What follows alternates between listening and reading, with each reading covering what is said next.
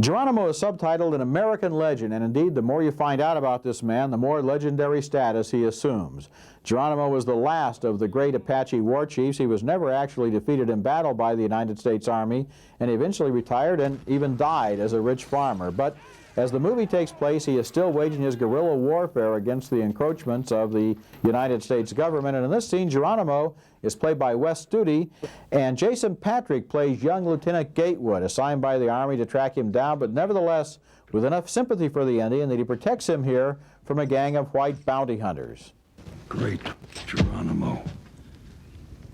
Well, I think you're nothing but a murdering red bastard.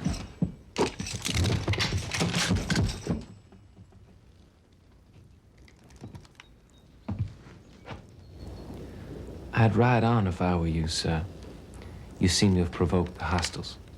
The movie's insight is that many of the Army troops in the front line of the war against the Indians have more sympathy with their foe than their superiors did back in Washington.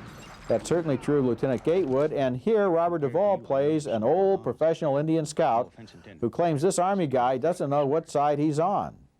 I just figure you're a real sad case. You don't love who you're fighting for, and you don't hate who you're fighting against. Perhaps I could learn to hate with the proper vigor from you, Al. Another Army man who can see both sides of the situation is the general in charge of the operation, played by Gene Hackman. He believes incorrectly that he's been betrayed by Geronimo. There's no excuse for taking up arms against the United States Army. The Army is the best friend that Chiricahua ever had. You know it, and I know it. With all this land, why is there no room for the Apache? Why does the white eye want all land?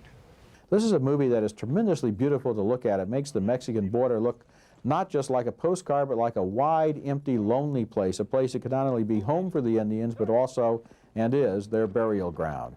Geronimo is a touching movie, both exciting and thought-provoking. I give it 3.5 stars, and I'm Roger Ebert.